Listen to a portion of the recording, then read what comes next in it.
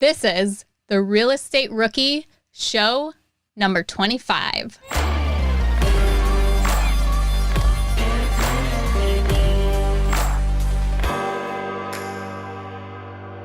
Hey, what's going on, everybody? This is Ashley Kerr, and I am here with my co-host Felipe Mejia. And today he is a little upset because nobody brought up him flexing or his biceps. Oh my gosh. In this episode. Why are we talking about this? I asked Josiah in the show. I was like, Josiah, you're going to leave that out, right? We're not going to talk about this time. I'm trying to break that curse. That was before we started recording, the one thing he wanted to ask Josiah. Josiah, who is our guest today, is an appraisal. He also invests in real estate. And I was really excited to have him on the show because he's given some great tips on how to actually add value to your property when you're going to do the BRRRR strategy, or you're going to refinance, or even for lines of credit. Part of everyone's strategy is, how do I get my money back, right? I mean, that's what you're thinking about. And Josiah dropped some huge nuggets on how to truly add value to your property. And he just goes through how to actually read an appraisal report and what are the different kinds of formulas. And you find out my new nickname too.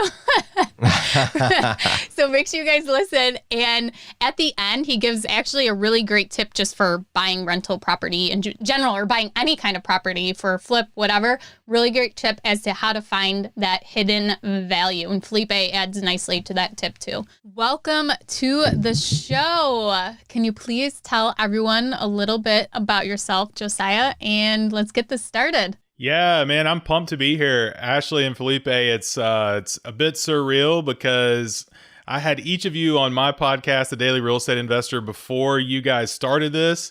And I was actually really excited to see you guys start this new BP podcast. And now you're interviewing me. So this is awesome, man. I'm excited.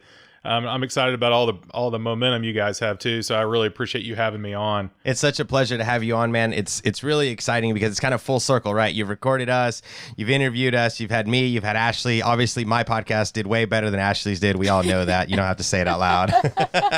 No, I'm just kidding. Josiah, though, seriously though, can you tell us a little bit of background, who you are, what you do, what's your strategy, just the whole bit, 30,000 foot view? So I live in Huntsville, Alabama. I'm 39 years old, married, got 3 small children. My oldest is 6, middle is 5, youngest is 2. And I'm an appraiser. I'm a licensed appraiser. I have my Certified General Appraisal license, which means I can appraise both commercial and residential. I run my own appraisal business out of my house, and I also have an investment property portfolio. It's 20 doors worth around $4 million. So each property is worth on average about $200,000. And I built that portfolio using the BRRRR strategy, which I discussed on my BiggerPockets episodes that you can go check out if you want that whole backstory. But had a lot of fun, and it was quite the experience building that, and also finishing it during COVID, trying to go through the refinances during March and April.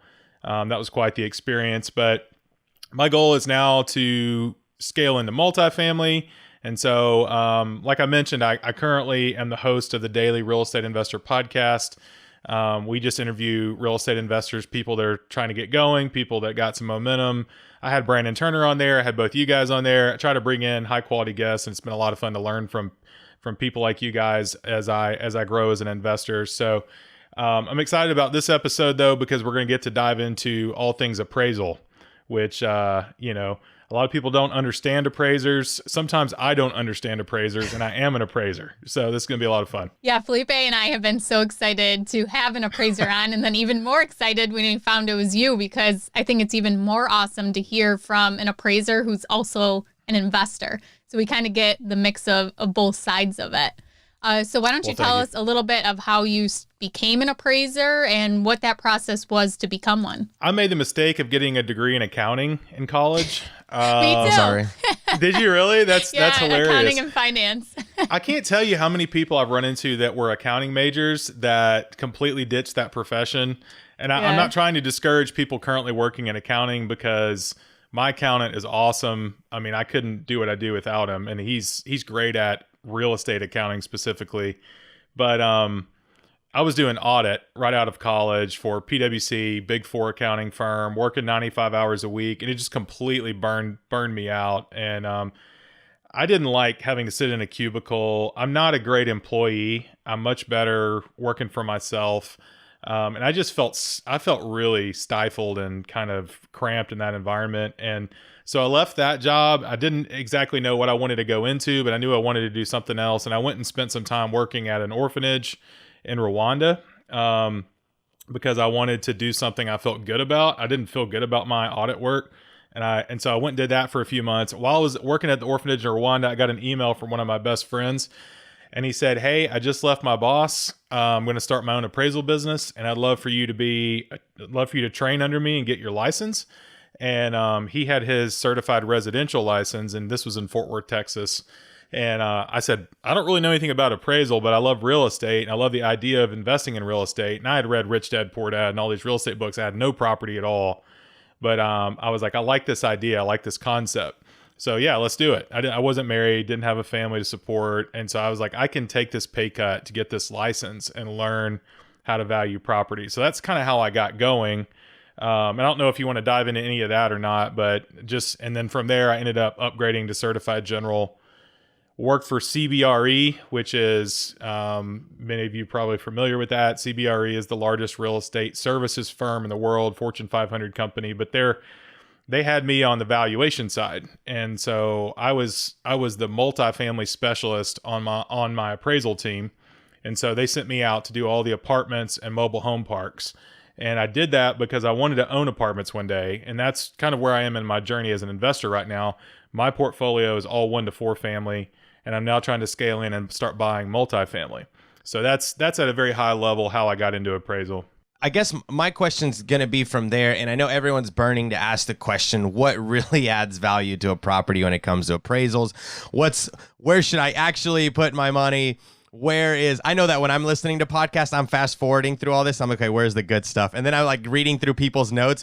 All right, at 4 minutes and 32 seconds, he talks about this, right? So my question to you, man, is going to be, where does that come? Like, now that you've been doing this for a while, where can you prove value in a property to get the highest appraisal, possible? Yeah, so you're probably going to hear me say this a lot in this episode, but it depends, right? So with the caveat that you can figure this out, but it's going to depend on your market. Different things are valued differently depending on where you're located. So, if you're in an area where there's a lot of basement properties, that's just a common thing.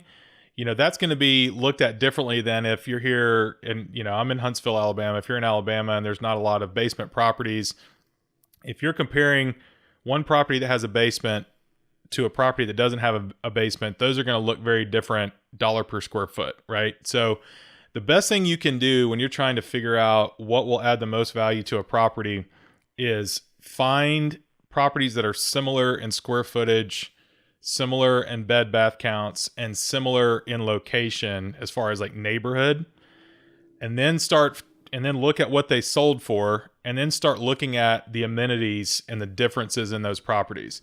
And it's never going to be as clean and easy as, they're exactly the same, except one has granite and one doesn't. I mean, it's never that easy, but a lot of times you can tell this property was 1,500 square feet, 3 bed, 2 bath, 2 car garage in same neighborhood. And it did not have granite.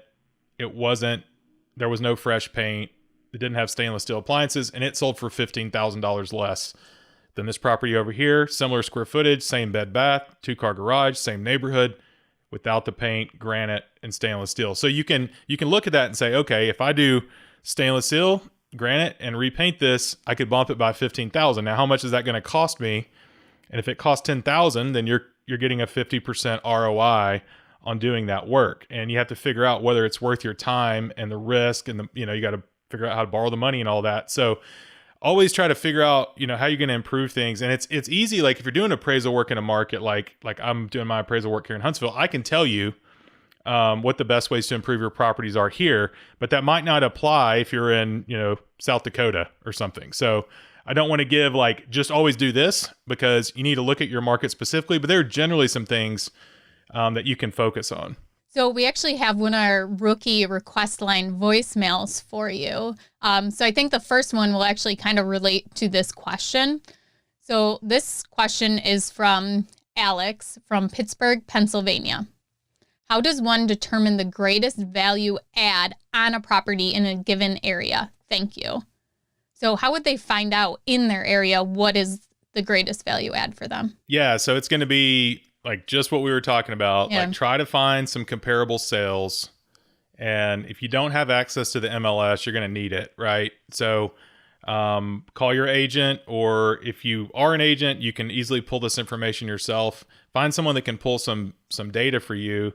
And anything appraisal, you got to think an appraiser is an independent third party. They're hired to value this property at market value, right? So you want to always approach appraisers and your appraisal process with data. It doesn't matter what you feel about the property. It matters what you can prove. So I look at appraisers like they're like attorneys that got stuck in the real estate world, right? Valuing properties. They got to be able to write a legal document that they could be trying to defend in court, and they got to fill it with data.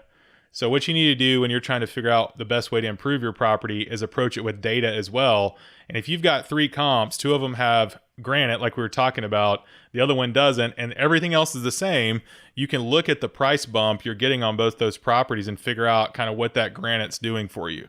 It's difficult sometimes because you may have several different things going on, but you can get a general idea. Let's make a point here as to when you talk about comparables, you're looking at houses that have sold, not houses that are listed and what the listing price is, because that property might not sell for that. So it's important to pull those comps for properties that already sold. And you can it's great to have someone, who has access to the MLS, like a realtor. But you could also go on realtor.com or Zillow, and you can actually search on there recently sold. And you're not going to get as much or probably as accurate information as you would getting it directly from the source, but it's at least a starting point. Is there any other places that someone could find this data that you recommend? Honestly, that not anywhere that's going to stack up nearly as good to this.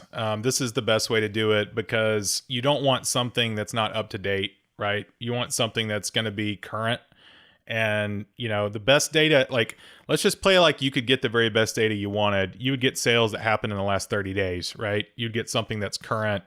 You'd get a property that sold next door last week, that's the same as you, mostly square footage, bed, bath, and then try to figure out the amenities they had. And then you'd be able to figure out what the best ways to juice the ROI on your properties are. I know people are looking for general things you can do. My thoughts on general things you can do, the best places you can spend money is going to be kitchens and bathrooms. And then another great place a lot of people don't talk about is easily added or converted square footage, with the caveat that I highly recommend you get it permitted and don't try to sneak that by and then have to undo your work later. Because if that, you may get through without doing that, right?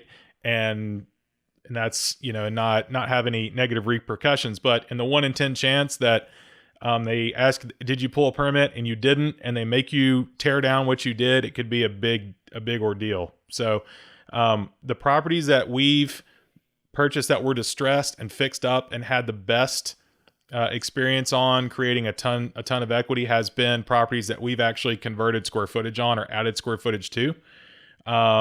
And so, kitchens, bathrooms, and then adding square footage is what works best in my market. And I would guess that kitchens and bathrooms in most every market's applicable, and adding square footage too. But, that's kind of across the board. I think something that's always good to focus on. That's interesting because as an investor, when I'm looking at a property, even before I'm buying it, that's one of the first things that I'm looking at as well. Like, how much is it going to cost me to get the kitchen and the bathrooms up to date? Where can I put my money to get the best bang for your buck, right? So that's one of the things that I'm analyzing for sure. We had this next question a lot, and I'd really like to hear your answer on it. It's from Alex in Hagerstown. I hope I'm saying that right. So Alex asks, how much information would be appreciated and how much is overstepping and giving them more than they need to know. If you had past appraisals, can we share the comps? And if we've done upgrades, can we share what we've done and how much we've spent on those upgrades? Thanks. Yeah, absolutely. That's a great question. I can't speak for every appraiser out there, but I don't know. I've never heard of any appraiser getting upset that someone offered to send a past appraisal to them. If you have a copy of your former appraisal, you can tell the appraiser, hey, I got this appraised a couple years ago. I can shoot you a copy if you'd like to see it. Most appraisers are going to say, yeah, I'd love to see it, because they want to see what was done, what kind of comps were used. Appraisers like data. Once again, like you're feeding a hungry dog by giving them data. So, hey, Josiah, can I cut you off there real quick? Sure. So on my Instagram, I did a live when my appraiser was doing one of my rental properties. Yeah. And he asked me to be outside. I brought all my data. I brought all my upgrades. I brought everything. Can you think of why maybe he did that? Like, I was trying to show him everything after or before, and he just asked me to stay outside on IG Live. I was like, oh, okay, whatever. It's probably because there's a lot of, I don't know who your appraiser is. I have no. I know. I'm just wondering, because you're saying most people want to hear, and maybe I just got that 1% dude, but he straight up said no, you can wait outside. I'll be done in 15 minutes. Was it during COVID though? Yeah, I think it was. Just interesting. He just told me to stay. He's like, no, you can just wait outside, in and out, and it appraised for what I wanted. So I didn't care. But I was like, I didn't get to do the experience of, like, I wanted to show him everything I'd done. A lot of appraisers they have financial PTSD from being pushed on by people for values. So he probably, maybe a reason he didn't want to do that is he felt like if he had 2,000 people watching him do his job, he would be pressured to make something you wanted. I don't know. I don't know why he would have done that. Yeah. There's a lot of appraisers are very introverted. I'm not the typical appraiser. Like, I like talking to people. I like meeting people. A lot of appraisers are kind of introverted people that just kind of want to go get their job done and not really talk to people. And they don't enjoy being on the phone. They don't like answering phone calls. And so, like, I've always tried to understand my audience and give the appraiser data. Like, I typically email it to them. I say, hey, I want to email you the updates I made to the property. I let them know what I bought it for, when I bought it, the updates I made. I itemize the costs for all that stuff, and I send it to them in a PDF. I don't ever tell the appraiser what I want them to appraise a property for, because you're not supposed to do that, right? You're not supposed to influence the value of the property. They're an independent third party. However, you can also tell them, hey, these are the comps I found, and forward those as well. They don't have to use them, and it's likely they won't use them all, because most appraisers they're gonna pull their own comps and go with what they think are the best comps, and that's what their job is pulling the best data. But if it's likely that if you pulled good comps, they're using the same comps anyway. So, and now, if you find a comp that they don't have access to or didn't use, and you give that to them, and it's actually good data, they will very likely use it. So a good example of this would be if an appraiser is doing an appraisal on a brand new build, and they get on the MLS and they find one sale in that neighborhood because there's only been 5 houses built and only one of them's been on the MLS, and they can't get a hold of the builder doesn't answer their phone or whatever, they're going to start looking for comps outside that neighborhood. So if during the appraisal process, the builder calls the appraiser and says, hey, I've got 4 sales for you, the appraiser's going to be like, send them over, because I don't have access to those. You know what I mean? So another example would be if something's sold off market and you're in a non-disclosure state where the information is not going to be online, and you have access to data on a sale that's not on the MLS and you can't pull on public records, then you could get that information to an appraiser, as long as it can be verified with, like, you've got something to verify what you're saying, like, some kind of closing doc or something to show that it's legit. They can use that. So you shouldn't be scared of appraisers, but you just can't influence the value on your appraisal. You can't do that. You can provide data, though. And so that's what I would encourage people to do, is provide data. Yeah. Make sure that you're providing your opinion with data. Don't just say, hey, I feel like my property is worth this much. Well, that's nice that you feel that way, but can you prove it with some data? you can imagine that most everybody thinks their property is the best property on the block, right? Mine are, all of them. Yeah, exactly. Yeah, of course. I want to go back to the introverted thing you said real quick about how some appraisers are like that. And we had Rose Buckley, a home inspector, on, I think it was episode 11. And she talked about she's like, get out of my way. This is, my routine. This is how I get this done. And I just want to go through the house. And, she talks about people trying to look over her shoulder, but she works best when she just goes through. She has a system she does and stuff like that. I honestly would probably feel the same way of this is my process. And any inspector or appraiser that I've worked with, sometimes they'll ask me for information, especially the commercial ones. But I've always found that emailing the data ahead of time before they even get to the property has, I think, worked well. I haven't had any of them complain that I'm trying to push too much information. Yeah. And commercial appraisers are more likely to ask you for data because there's not as much public data available for them. Commercial appraising is a more difficult job than residential. My average residential job probably takes, the drive time takes me more time than the actual appraisal does. Because what you're doing is measuring the house. You're going inside and taking pictures of each room in the house. And, if you've got a 1-story, 1,200 square foot box of a house, measuring the house may take all of 5 minutes. You know what I mean? And then going inside, taking your pictures, doing the interior inspection, that may take a few minutes. So you can, if you've got a relatively easy measure on your hands and a small house, the inspection may take all of 10, 20 minutes. But your drive out there may take an hour, right? And your drive back may take another hour, and then you got to type the report up. So, and people often say, well, that appraiser only spent 15 minutes at my house. And you're like, yeah, but they spent an hour driving out there, hour driving back, and an hour and a half typing the report up. Don't think that that's all they're doing is just measuring your house and that's it. You know what I mean? But it's funny because inspectors are always they're crawling around and underneath the house and doing all this dirty work, and they see the appraiser come out and they're there 20 minutes and leave. And they're like, I hate you guys. I could see that. Yeah. When you talked about giving them comps for off-market deals or things that might not be available to an appraiser, what about if you own a property that would be a comp and it wasn't recently sold, but you recently had an appraisal on it?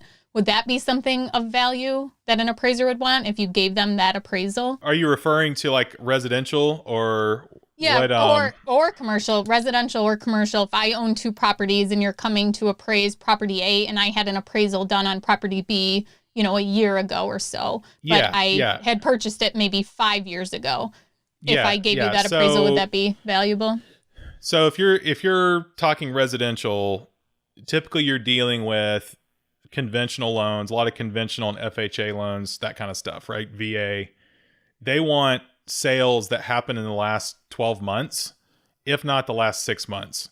So if you're handing them an appraisal on another property that you own that the sale didn't occur in the last 12 months, you could give it to them and they could look at your data and stuff, but they're going to go try to find recent sales. So it's not going to be a comparable because it's not a recent It's not going to be a comparable, okay. But the data is valuable. So if you're on the commercial side, and you're valuing, let's say it's assisted living, right? And you're looking for data on assisted living centers and there's not a lot of data, and you've got 2 other assisted living centers you recently had valued, I would be very interested in getting those reports and looking at some of the data they were able to uncover, because that might be data that I hadn't been able to find, right? And then I could go verify that data and use that data in my reports as well. So it's really you're playing, as an appraiser, you're playing detective on trying to uncover what the true value of a property is based on market data. So the less data you have, the more important it is to go find it in outside sources. On residential, it's much easier because there's tons of residential transactions. And a lot of them are on the MLS and they're very easy to locate. So it's harder to provide something like that on the residential side than it would be commercial. Just I have a 2-part question, I guess, because I'm thinking about what you're saying, and this is great knowledge. I'm wondering why it took so long to do this interview. This is amazing. What if I'm doing a flip in a terrible neighborhood, and I know that I'm gonna have the nicest property on the neighborhood, but I know that it has to get appraised for some loans out there. What's my best course of action when doing something like that? When I'm flipping a property in a neighborhood that I know I'm going to have the best house and the comps are not going to be great? Like, what do I do? That's a challenging one from an investor's standpoint because it's hard to pin down your ARV, right? Because you're looking at comps in your neighborhood.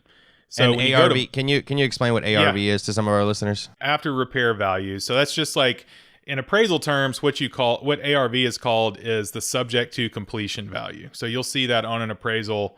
When you get a residential appraisal done, if you're doing it as is, as it's existing, it's going to be marked as is on the report. If you're buying the property and and the bank or lender wants you to value it as it would be completed in the future, today, they're going to do a subject to completion value, and they're going to take into account all the repairs you're going to do to the property that you're planning, and they're going to appraise it as if it were alrety fixed up. This would be for a new build too, correct? Doing a construction loan? That's correct. Yeah, if you valued a new build that there was nothing on the lot as is, you just have land value, right? But if you give plans to the appraiser and say, we're building this $300,000 house here, we paid $30,000 for the lot, $270 for the improvements. The appraiser is going to do a subject to completion appraisal on that and take into account the planned improvements with a hypothetical condition that those exist today. And they're going to pull comps for structures that are similar in square footage, amenities, bed, bath count, all that of existing structures today. So that's when you're looking at appraisal, you've got as is, or you've got subject to completion. And so, Felipe, your original question was, what do you do when you think you're going to be the best property in the neighborhood? Well, an appraiser worth their salt is going to try to go find comps that are similar. And if there's none similar in the neighborhood, they're going to go outside the neighborhood. So if you've got, let's say you've got a house that is, 1,500 square feet, 3-bed, 2-bath, and it's you gutted it, completely updated this thing. And in your neighborhood, you've only got 2 sales and they're both distressed. An appraiser is going to likely throw both of those sales out, not even use them. And they're going to expand their search parameters. They're going to go outside the neighborhood and they're going to start looking for updated properties similar in square footage. And if it were me, I would pull 1,200 square feet to 1,800 square feet for that 1,500 square foot property. And I would start looking for stuff in that range that's been updated similar to the subject. And, and so the appraiser is always going to be looking for the best data available. So if an appraiser, when you fix something up, they go and use those 2 distressed sales to value your property, that's not market value for that property. So I would have a big problem with that if they did that on my report. So if they're worth their salt, they're going to try to find the most comparable thing. And if it's not comparable, they're not going to use it. And that's great. And I'm probably going to go back and listen to that again. But let's do one more hypothetical. Let's say that the appraisal doesn't come back at what I wanted it to. How do you feel about someone that challenges the appraisal, based on maybe my own comps or what I thought it was going to be, going back to I thought, right? Or let's go back to just I have some data that proves that, hey, I think this should be a little more than that. How do you as an appraiser feel about that? And what would you recommend for investors to do in that situation? I would say that if you invest in real estate long enough, this is 100% going to happen to you at some point. It's just impossible. It happens to me, and I am an appraiser. So what I do is I go into every scenario kind of knowing a range of what this thing's going to come in at and having a contingency plan with some money in reserves in case I'm doing a refinance and I'm thinking, okay, my loan to value is going to be at 75%. I think it's going to appraise for 200 and it appraises for 190. So I got to come up with an extra $7,500 to close, right? So step number 1 is don't assume that the property will appraise exactly where you think it will and have no money in reserves to close your refinance, because that can get you in trouble, right? Step number 2 is approach the appraiser with data if you feel like they've missed something. I would not email them and say, hey man, what are you doing? You screwed this up. You really missed a lot, left a lot out. Here's what I found. Approach them and say, hey, I was wondering if you had considered these comps. This one seems to be closer than some of the comps you pulled, similar in amenities. Would you consider using this in your report? If they say no, you don't really have a lot of leverage at that point, right? You can't make an appraiser stick a sale in their report. They're supposed to be an independent third party, so they don't have to do what you want them to regardless, right? So this is just kind of like part of it. It's like you can't control the banker making your loan. You can't make them lower the interest rate for you. All you can do is give the banker information about your situation. They're going to do what they're going to do. Same with the appraiser. You really can't control them, right? But you can give them data, and when it pertains to your value, I would always err on doing a lot of work up front, Ashley, like you were saying. Give them the data, the best data you can find up front, and don't be lazy and not know your data. Like, know your data up front and give them data up front so they can properly value the property with every bit of data out there, and give them data on all the improvements you've made as well. It's much better to do that up front than it is after they've valued the property, you have the report and you don't like it. It's kind of a follow-up to that, is if this is your first time ever getting an appraisal and you get this report and maybe you're not happy with it, but you don't understand the report. I mean, the appraisal report, is at least 20 pages long at least. Yeah. And I've seen some for commercial properties that go over 100 pages. With that, who would the investor contact, or who would they talk to if they needed someone to kind of walk through and explain the appraisal so that maybe they can, take note as to, wow, actually this is something, I didn't realize and now it makes sense, or anything like that? Would they contact the appraiser, the loan officer? Who would be the appropriate person to kind of walk them through the appraisal? So there's a document that governs appraisers, which is basically the Appraiser Rulebook, and it's called USPAP. And it's the most boring thing you'll ever read. I would not recommend going and reading USPAP. It sounds exciting to me. Yeah, it's pretty terrible. Yeah. But appraisers have to do their appraisals in accordance with USPAP guidelines. And so USPAP says that you cannot discuss value or the results of an assignment with anyone but your client. Okay. So if the client is ordering the appraisal, which let's say you have a residential loan you're doing through a bank, the bank is ordering the appraisal because the bank is making your loan. You are not ordering the appraisal from the appraiser. So the bank is the one that can discuss value with the appraiser, and you can go to the bank and get your appraisal report. So if you start trying to talk value and all this with the appraiser, they're not going to give you much because the bank is their client and they could actually get in trouble for that. So best thing to understand is go to the bank and ask the bank to okay the fact that you could get your report and also communicate with the appraiser. And if the client is like, hey, this is fine, then you can start communicating with the appraiser. And a lot of times the bank is going to look at a couple things on the appraisal. They're going to look at the value and like maybe some adjustments or something like that. They're not going to read the whole 20-page report, right? So if there's something you don't understand, I'd probably go to the person that ordered the appraisal, which would be the bank in this situation, and say, hey, I really don't understand this. Can you help me understand this? And if they say, well, we don't really understand it very well either, I would say, could you put me in touch with the appraiser so they could just walk me through how I can actually wrap my mind around this thing? We have another rookie request line voicemail, and this one I like because it asks kind of some terminology too, some appraiser terminology. So this one is from John in South Dakota.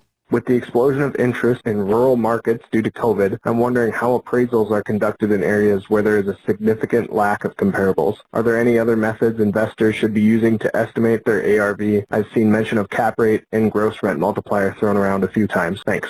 Could you maybe explain what some of those things are too? Cap rate is going to be something that's more used in commercial, right? So a cap rate can be found by taking the net operating income and dividing that by the sales price. So cap rate's something like if you're appraising an apartment, you're going to, and let's say you've got a 100-door, B class apartment in Nashville, Tennessee. The cap rate may be 5%. All right. So for B class properties of that size. So when you're appraising this property, if you've got an NOI of $1 million, you're going to take that $1 million, divide it by the 0.05, and that's going to give you your value on that property. So income producing properties that are commercial, you value those with cap rates. When you're on residential, it's much simpler, and it's typically valued using the sales comparison approach because not 9 times out of 10. I would say 7 times out of 10, 70% of the time, the property's being purchased to live in. 30% of the time, it may be purchased as a rental, right? So most of the time, your sales comparables are going to have been primary residence buyers. So even with investment properties, you're still using the sales comparison approach. And on investment properties, you'll also do the income approach. The gross rent multiplier is going to take the income from the property, have a multiple that it uses to arrive at a value, which has to reconcile with the sales comparison approach. So the gross rent multiplier, I wouldn't get too hung up on that in residential. It's not something to get hung up on, but just know that in residential, if it's an income producing property, it's a rental, and you're doing a loan on a rental property, you're going to do the sales comparison and the income approach, and then reconcile those values for a value overall. Did everybody get all of that? Yeah. I think the question was, like, during COVID, if there's not a lot of comps, what should be done? And they didn't say what kind of property this is. Yeah, he just said in rural markets, since there wasn't a lot of sales, and now that there's an explosion of interest of people starting to buy in the rural markets because of COVID, how should you find your comps? Yeah. I'm guessing he's talking residential. So if it's residential, it would just be like our early example. You're just going to expand your search parameters and look for the best comparable sales you can find. So that's always what an appraiser is going to do. If there's no comps within, the neighborhood, they're going to expand to maybe, a couple blocks outside the neighborhood. If there's no comps there, they're going to expand to the entire city. If there's no comps there, they're going to expand, they're going to keep going out until they start finding comps, and that's what they're going to use. If it's commercial and there's not a lot of comps, they do the same thing. They're just using cap rates, So like when I worked at CBRE, they've got data tables they build out quarterly on what these different respective property types are trading at cap rate wise in these different markets. And so if you're appraising a Walgreens, they've got internal data and all these appraisals they've done on Walgreens that they can use as data in their reports. And then they've also got data on LoopNet, CoStar, all this other stuff. And on top of that, they've got these reports where they've compiled cap rate data in these different markets to give you a cap rate range for your property in your market that will help you with this. To not cut you off there, but to bring it down a level, because I don't know about you guys, but for me on my end, I don't know about my listeners, but for me on my end, I just was like, whoa, that was a whole lot of really big words. I have one more thing I want to add to that, because I love like the analyzing and the formulas and stuff like that. So I actually got 2 appraisals in the mail today for a 3-unit and a 2-unit that I'm putting into a portfolio loan. And I was going through the appraisal, looking at it, and I'm somewhat familiar with it. But I was wondering, so if someone wants to take an existing appraisal and kind of copy that formula and like that format, because it's almost like an Excel spreadsheet when you look at the comparables and how they have it set up. Would you recommend someone kind of using that format and then using the formulas that they have listed to kind of, do your own little case study before you actually get an actual appraisal on it? Yeah, you could. I would probably say that it's probably going to be more likely that the next appraiser you get has a completely different thing they're using set of software. Yeah. But the principle on what you're saying is sound, which is you need to know how to properly value the properties that you're working with. So I would just basically what I would probably do in that scenario is look at their tables and then look at how you did your math and see how close you were to it and figure out what they're doing differently, if anything, and then tweak your formulas, because there's tons of different appraisal softwares out there. Residential is more streamlined. Like typically you might see the same residential software, but on commercial, like when I was at CBRE, they build their own templates, their own Word doc and Excel doc macro and like a lot of these different appraisal firms will do the same thing, and all their reports look different, but they're all reporting on the same type thing. So I would say it's probably more important that you just nail your own model down and make sure that you're somewhere around what they're doing with your math, as long as the numbers are the same. Does that make sense? That's what I'm going to build tonight, my own appraisal spreadsheet. Yeah. I'm gonna answer Josiah's question. Sorry, Josiah. Nope, that does not make sense to me. So for all the listeners like me who are like, what did I just hear? Okay, so there's this great biggerpockets.com/REI/glossary. You can go on there and you can hear all the terms that Josiah just threw out there, as well as Ashley. I kept trying to stop you, but I was like, nope, I'm going to let him keep going. There is a great place on BiggerPockets actually where they've built like a definition glossary style thing for like words like ROI and, net operating income and, bank owned or, just tons of definitions for that. So definitely go and check that out on biggerpockets.com/glossary. If you had a little trouble following some of those terms where we didn't get to dig into all of those, that's a great resource that BiggerPockets gives out. Biggerpockets.com/glossary. You can go find all of those terms, rewind that, listen to it again after you've kind of done a little bit of education on some of those words, because half of that just went right over my head. Some of us are a little simpler. We just invest in single family homes and rent by the room, right? We don't get that deep, but I'm glad that you were able to talk a little bit about that. So thanks for that. But definitely, like I said, guys, go and listen or go on BiggerPockets website and kind of do a little bit of back end homework on that as well. Did you ever hear the saying, a lady in the streets, a freak in the spreadsheets? Oh my God. I feel like this relates to this so well. Oh man. I think that might be a good t-shirt or coffee mug. It is a t-shirt. I've seen it on Instagram. Someone wear that. I'm like, oh my God, that is me. I love spreadsheets. That's a real t-shirt? Wow, that's awesome. Yeah. We got to get that. We got to wear that for the next show. Yeah. No, the reason I say that is because like, for me personally, and this is going a little bit off of topic, but for me personally, like I hear all the terms, and by now I get most of them. But when I started, I was worried about one single family home and getting that first rental property. And a lot of our listeners are interested or like, okay, the 50,000 properties or Grant Cardone style money is great and all, but I just want to know the next step on how to buy my next property. And you're one of the R's in the BRRRR, right? And I want to hear from Josiah, how do I just get the money back from my property, right? I want it appraised. I want it to hit the appraisal. I don't quite know yet what all the terms are, and it's really important that we educate ourselves on that. So, for me, I had to go onto BiggerPockets and like read and figure out what each one of these meant, because even through high school, this was a problem for me, right? Like I had to read the same thing over and over and over again just to understand it.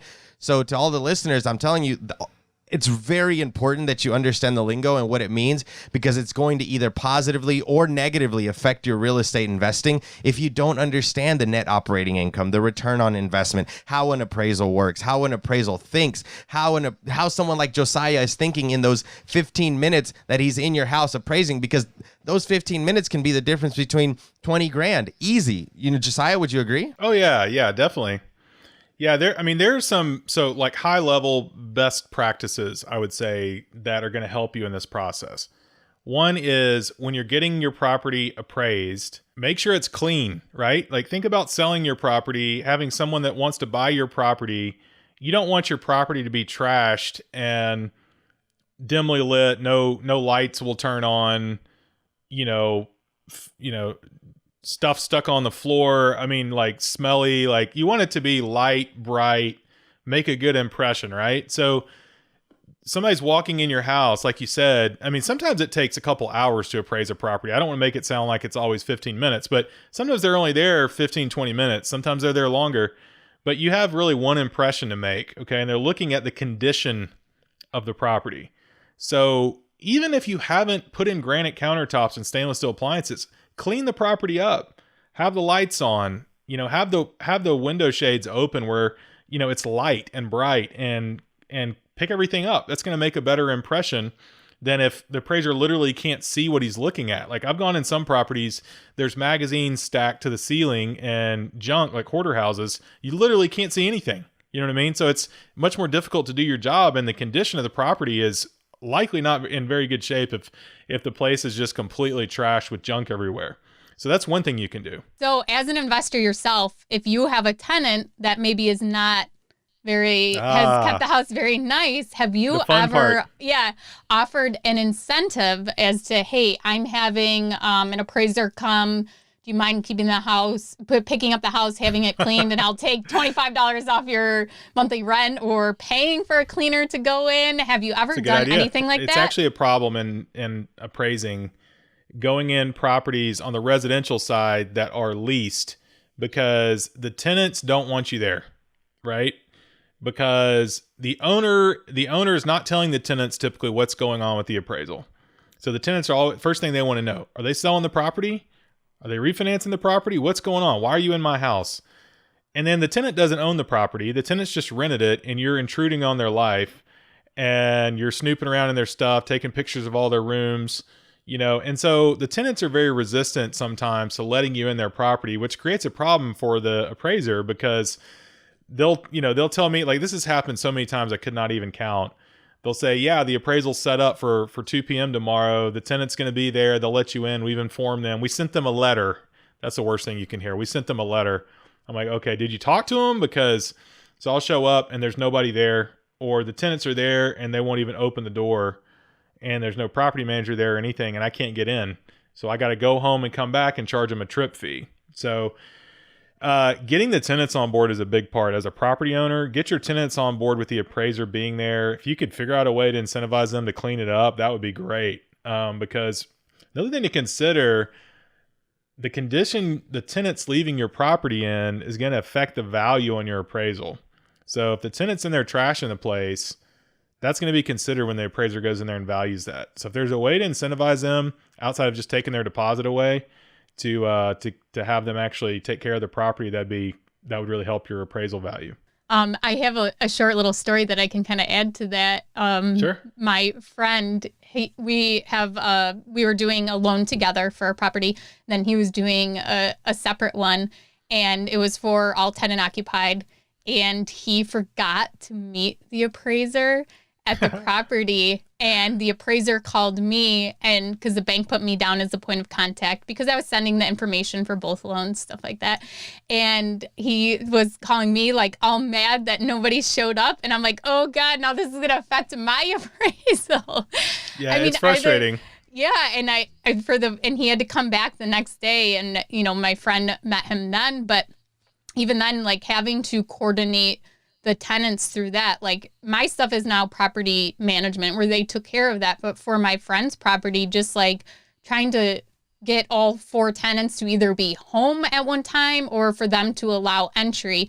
And, he's not the type of guy to just put, a note on the door and say, we're coming in, here's your 24-hour notice. Even if you're not here, I don't hear back from you. So any more advice you wanted to give on that as to how to coordinate with your tenants and handle that and make sure they... I mean, my advice, if it were me and I were having one of my properties appraised, I would want to talk to the tenant on the phone or literally text and receive a text back from them acknowledging that this is happening and getting their okay. Because, if the appraiser goes out and only sees 3 of the 4 units and they're doing a full appraisal, they need to see the interior of the other unit, and you may end up with a trip fee if they have to come back. And it's also frustrating for the appraiser because some of these appraisals, they're not getting paid very much money, and they may be driving an hour both ways to your property, so they want to make sure and get their job done and be as efficient as they can as well. So if it were me, I would talk to each one of my tenants or have text confirmation. Another tip that will really help this appraisal process go smoothly is the day of your appraisal, send them a text a couple hours before your appraisal, reminding them that the appraisal is about to occur and to make sure to have someone there to let the appraiser in. That would be interesting. I remember buying a property out in Cookeville, Tennessee once, and I wasn't getting it appraised, but we were getting an inspection, and the tenant just wasn't there to let the inspector in. The landlord broke through the window. I don't know how legal any of this is, but I'll never forget the landlord's legs just sticking out, kicking as he's trying to get through the window. He really wanted to sell the property. I don't know. That's super hilarious. Crazy. Have you ever had to go through a window, Josiah? I've gone through a number of windows. Yeah. Oh my God. I feel like we all have. A lot of crazy stuff as a landlord, as an owner of a new distressed property. I've broken into a number of my own properties just trying to get the door open, so. I've done that many a times. All right, so this isn't part of the regular show, but I'm going to be dropping another bomb like I did on the last one, where I gave a super awesome tip. Here's my Felipe tip of the day. So for all you guys out there that are doing flips or wanting to add value to your property, I'm going to save you some money real quick. Seriously, if this is wild, so this blew my mind. If you go to eBay and you type in Home Depot coupons, you can get $20 off a $200 purchase from Home Depot, and it costs you $1. That coupon costs you $1, and it works. So if Josiah's coming out to your house next to check on your property to see what kind of value you've done, make sure that you buy these little coupons and go to Home Depot and use them. $1 will save you $20 if you buy these off of eBay. That is Felipe, my jaw did drop. I will admit that on last episode about your tip with Sarah, but I have to say I'm disappointed because I knew about this one. Lowe's You has already it too. knew about this one? Yeah, I buy the Lowe's ones off eBay. They're 10% off. And I don't think there's a minimum on those ones, how much you have to spend. And then there's also like $10 off 100. So yeah, Lowe's or Home Depot. I thought this one would tag on to the last one though, because you get $20 back, but you still get that price match for 90 days forward. I got a tip I want to drop as well if you guys are okay with it. Do it. All right. And I said this one on my Bigger Pockets episode, but this one could literally make you 40 grand on your next deal. Okay. Uh-oh. The ROI, the return on investment on this could be ridiculous. Okay. When you're looking for properties, and this is something that you would only know as an appraiser probably, or you might have figured this out, a few of you, but most of you probably not. Go to Lowe's or Home Depot, buy yourself a tape measure, and start measuring your properties that you're looking at buying. Okay, you're going to find that people are listing a property at 1,400 square feet, and when you finish measuring it, you've got a 2,000 square foot property on your hands. If you're in a $100 a square foot neighborhood, you just found $60,000 of equity by just spending maybe 10 minutes wrapping a tape measure around that. So that tape measure is going to cost you. It's going to cost you $15. Like, start doing this. If you're trying to build, let's say your first goal is getting 10 properties. Just do this on the next 30 deals you look at, and you're going to find 5 to 10 that you found hidden value that nobody else is looking at. And do that, and you're going to start finding really good deals, even in a hot market. So I'm going to give a hack on that because I'm probably not going to go buy measuring tape and figure out how to do square footage on a house. But I'll tell you what I will do. When looking for deals on the MLS, if I'm finding a 2,000 square foot home and it's got a 2-bedroom, 1-bath, in my mind, I'm like, okay, that's not right. There's a bedroom missing there, or a bedroom that I can add, right? So I'm assuming, Josiah, that's probably the same thing that you're saying, right? I mean, look at this square footage, because a lot of realtors that I've met, they're just posting the same square footage from when it was listed last time. They're just copying and pasting. They're not going in there to measure the square footage of the house. So just like Josiah said, when you're out there looking for deals, look for the mistakes also that realtors make. 2,000 square foot home, 2-bedroom, 1-bath. That doesn't even sound right. There's bedrooms or bathrooms missing in that, and there's tons of value add. Just like you said, you do 10 of those, you're going to find one for sure. Yeah, and a good place to start, kind of piggybacking on what you're saying, is if you look at something like, I talked about this as well in the other podcast, but I found a duplex that looked fairly large. It was 2-story, and it was 2-bed, 1-bath on both sides. And on the listing, it said it was 1,200 square feet. I'm like, there's no way that each one of these units is 600 square feet. That would have to be 300 square feet on the first floor and the second. And the structure was large, right? So I was like, I think that's only for half the duplex. So I went out there, took my tape measure out there, measured around the outside of that thing and the second story in like 10 minutes, discovered the thing was 2,600 square feet instead of 1,200. And that was one of the best deals I ever did. We walked in $150,000 of equity on that thing. Wow, that's awesome. That's an awesome story. I think it is so worth to take that time. And would you say it took you 15 minutes to actually measure it out? Yeah. Yeah. I mean, it's not going to hurt anything to at least try that when you're looking at properties. Around here, there's a lot of like 2-beds, 1-baths for sale around like 1,000 square feet, where those, I think you could probably find those deals where it's actually more than what's being listed, and or even find another bedroom in there too. Yeah, or just like Felipe's saying, like literally look at the listing as kind of a first initial smell test and say, does that look bigger than they're saying? Yeah. And if it does, then go out there with your tape measure. If it looks like a deal, you don't have to go out and measure every property. But if something looks off, then go out there. You could go out there and measure it real quick, and you may find that it's like, 50% more square footage there than you thought. And if you have no idea what the square footage is by like looking at a house, take your tape measure and just take a spray paint and make a house in your yard and like, okay, that right there is 1,200 square feet. That's how big that is, and use that as a gauge, or use your own house to kind of look at. That is about 1,200 square feet. That's what that looks like. Ashley, we don't all live on 1,000 acres where we can do that. Some of us would have to use our neighbor's yard or the yard, or we'd have to tap into the street. Okay, so we're going to move on to one of our segments now. We have changed it up. Well, I changed it up, and Felipe just laughed at me, but it's called the MVP. But we usually do most valuable player, but this time we want to do most valuable property. So What is something when you go to a property, you are just like, this property has value just by looking at it right off the bat? Typically when somebody's taking care of the condition of the property, I'm automatically impressed, right?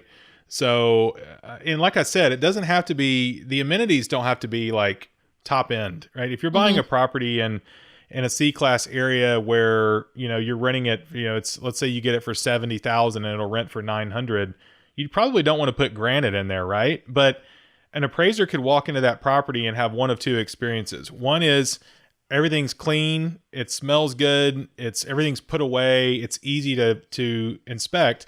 The other experience could be it's difficult to get into the property, it's bug infested, can't get the lights on, it smells terrible. You know what I mean? So the number one, I guess the first thing that automatically impresses me is like when I walk into a place, is the condition good? You know what I mean? And that doesn't necessarily mean amenities. It just means literally is stuff picked up and put away, and it just makes a good impression on you. Just like it would if you were selling it, right? A lot of times people are like, oh, my tenant messed up the refrigerator. I'm not going to fix that. They should fix it. Or I'm going to do this. Or I'm going to buy the cheapest refrigerator that I can and put it in there.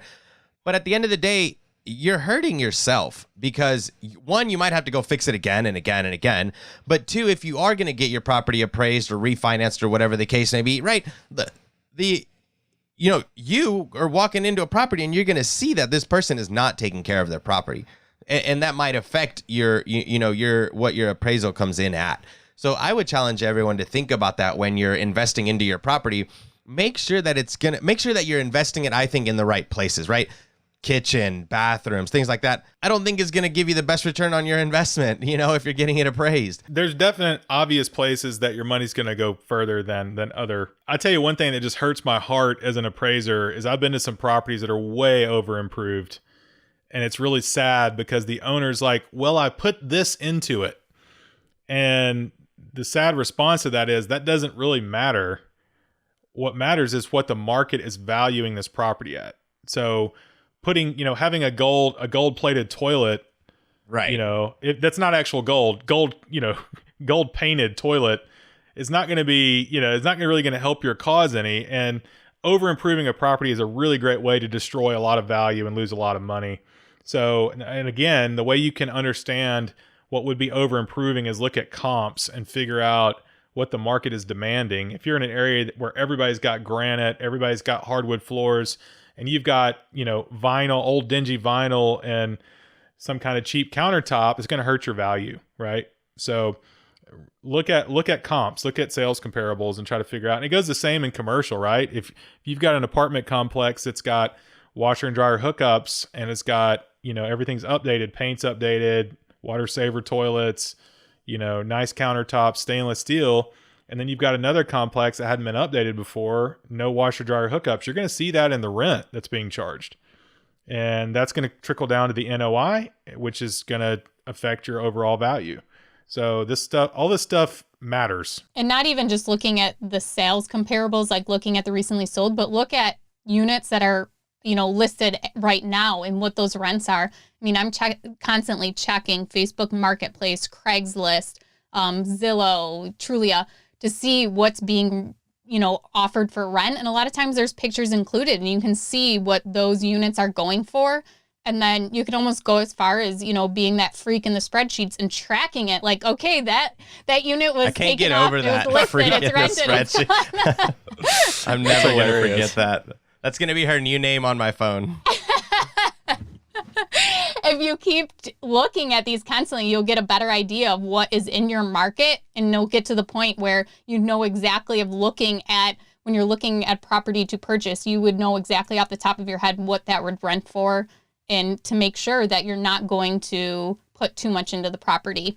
And I can think of 2 duplexes right now that have sat on the market for over a year and a half, where one or both units was completely gutted, updated, and I mean like spa bathtubs and granite countertops and just completely overdone, where there are no rentals at all that even have granite or hardwood floors in that area at all. And they've just sat because the amount of rent you would charge to get the money they're asking for, no one would pay that for that type of unit in this area. But let's move on to another segment we have.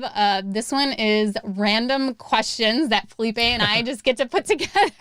I love it. So the first one is, what is one real estate technique or strategy you learned this past year and have implemented? Yeah, since I'm now working on buying apartments, I've been going directly off market to off market owners, and I built a team that we're contacting up to 200 off market owners a day.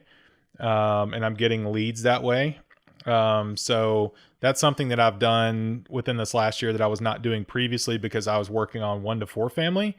I know you can do the same thing on 1 to 4 family. I just had really good relationships with wholesalers, and I was getting a lot of good deals through wholesalers in my 1 to 4 family investing. And it saved me the time of having to do this, going to off market owners on the multifamily side. So I would say that's probably my answer is, going directly, building a little team and going directly to owners off market.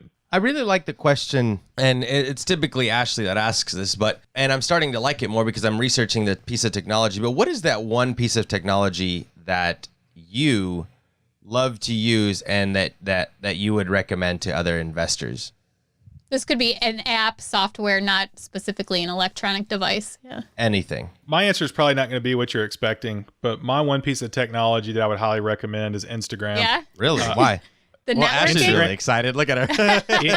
Instagram and podcasting are my 2. You have the option to network with people with limited time, right? And you can either go to local meetups and meet 10 people every meetup and cap out with the 50 people that go to that, and you could be friends with all those people, and that's great. Or you can start a podcast or get on Instagram and connect with people all over the world. And, I've been doing my podcast, The Daily Real Estate Investor, and doing my Instagram, which I would love to connect with anybody on the show. It's at Daily Real Estate Investor.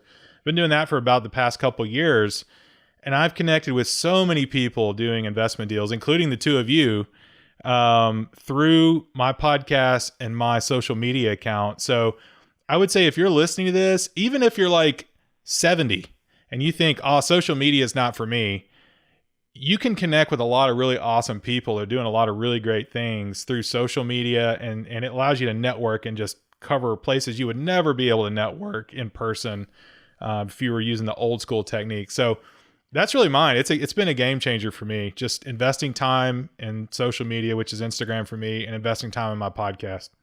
I would agree. I think IG has helped me out a lot by seeing what other people are doing in other markets, and how that's trickling down to myself. I've gotten many ideas for my build outs based on other people that are doing, and then seeing how other people are making money in real estate. So yeah, I would agree. IG has been pretty good. Yeah, we haven't had anyone say that, podcast or Instagram. So yeah, that's great. For the last question we have, do you have a crazy appraiser story that you could share with us? Just something you think we wouldn't believe. One time I was sent over to appraise a vacant property, and when I opened the door, the grass was grown up, and I was like, okay, this looks dangerous. It was not in a great area. I go in there and start doing the appraisal, and this guy walks in with his hand behind his back. And the guy had a gun and was like, "Hey, who are you?" And I'm like, "I'm the appraiser. Don't shoot me," And this guy's like, "Oh, okay. I'm the next door neighbor. I'm friends with the owner. Just want to make sure no vagrants were in here." I was like, and I mean, that was just like a simple story. I had another one where it's always the investment property appraisals. Those are always the crazy ones. So I had another one where the owner scheduled the appraisal, said the tenant was going to be ready for me. I go out to the property at the scheduled time. As I'm walking up, there's a bunch of junk cars sitting in the front lawn. There's There's a sign like that's kind of fallen over that says guns don't kill people, I do, you know? Oh my God. And then there's like, I noticed when I walk up to the front door, there is a surveillance camera, you know, filming live feed of the front yard kind of thing. And so I knock on the door and the guy doesn't answer the door. He's like from behind the door, who is it? And I said, hey, it's the appraiser. You know, we have a scheduled appraisal right now. He's like, I'm not ready. You got to come back in an hour. I was like, oh, here we go. It's like, okay, I'll be back in an hour. So I left, went and did some other work, came back in an hour. The dude answers the door and he's got his shirt off. He's wearing shorts. He's got bright red hair, like dyed bright red hair, like not the normal red. We're talking like red. Bright, a clown red. This guy might have been a clown. Maybe I was dealing with it. I don't know. Yeah. But he's got bright red hair, and I walk in, and there is a projector screen projecting a live feed of the front yard on the living room wall, and it's a hoarder house as well. And he's got like magazines and stuff to the ceiling. And the dude followed me around like 6 inches behind me the whole time while I did the appraisal. And I was like, this guy might kill me. Yeah. It was terrifying. And I finally left, and I told when I left, and there was a dead fish stuck to the windowsill. There was a giant rat dead in a rat trap inside the house that was just decaying.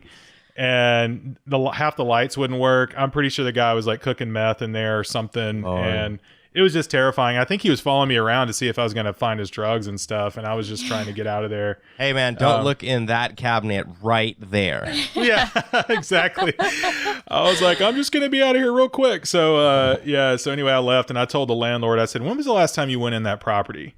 And they were like, oh, it's been a few years. I was like, you need to go check it out. Did you offer to buy it since definitely has some value? Yeah. Yeah. Tip to all the investors out there, like do some kind of tour of your property every now and then so you don't get somebody like that in there. Crazy. Josiah, those are some crazy stories, some great tips, you know, definitely some great knowledge, some great bombs that you've dropped for, you know, appraising and what really adds value to properties. So as always, man, seriously, thank you for your time. Thank you for coming on. But before we get out of here and close her up, Josiah, where can people find out more about you? I'm active on Instagram. That's at Daily Real Estate Investor, all spelled out. Feel free to shoot me a direct message or whatever. I've got contact info on there. And I've got links in my bio there to my podcast, which is the Daily Real Estate Investor Podcast. And I'm also launching a new podcast on multifamily. We're going to document our process of going from 1 to 4 family investing into multifamily investing, and got Brandon Turner coming on that show to talk about his mobile home park investing. And you can find a link to that also in the in my bio on Instagram. So that podcast is going to be Multifamily Investor or Multifamily Mavericks. And I've also got a book I would love for everybody to check out. It's titled Dream It and Build It: How to Crush Your Real Estate Investing Goals. And that's on Amazon, Kindle, or physical format. So yeah, man, it's been awesome. I really appreciate you guys having me on. Loving tracking with your podcasts and stuff, and love what you guys are doing. Thank you. And I mean, you are doing so many great things at writing a book. That is awesome.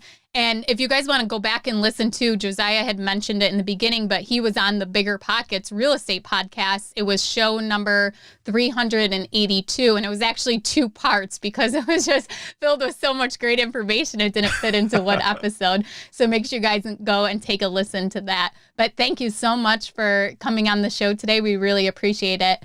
I'm Ashley Kerr at Wealth from Rentals, and he's Felipe Mejia at Felipe Mejia, REI.